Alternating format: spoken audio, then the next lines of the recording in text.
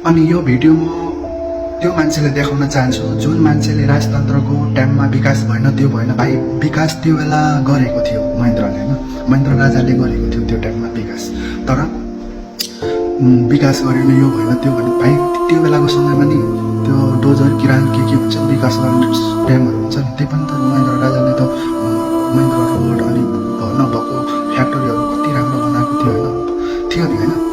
तर त्यो बेलाको समयमा त साधनहरू पनि त्यस्तो डेभलप पनि भएको थिएन होइन। पहिला त अब हुन्छ नि पहिलाको काम गर्ने स्टाइल अहिलेको काम गर्ने स्टाइल फरक छ नि। अहिलेसम्म हुँदा राजा नि कुनै नेपालीहरू पनि आउनु नेपालीको बेकुप दिमाग हेर न, बेकुप कोठाको घर नेपालमा बनाउने अनि छोराछोरी सब विदेशमा हो कि नै, सत्य हो नि होइन।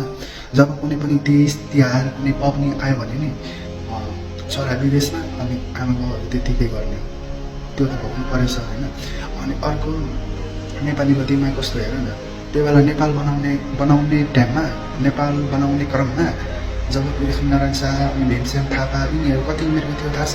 15 वर्षको उमेरको, 16 वर्षको उमेरको हुन्थ्यो। त्यो युवा होइन, त्यो युवा हो नि, अहिलेको पनि युवा नै हो। मैले बुझेँ, मैले ठाने, मैले माने होइन। त्यही भएर भन्छु नेपाली हो भरममा नबस्नु, राजतन्त्रको पर्खाइमा छिट्टो फर्काउनु पऱ्यो। अबको सरकारले एमसिसी एसपिपी एसआइपी पास गर्यो भने सबजना मिलेर राजाले ल्याउने राजतन्त्र पञ्चायतकाल त्यो बेलाको समयको फेरि आउनुपर्छ। जय नेपाल, जय राष्ट्रवाद।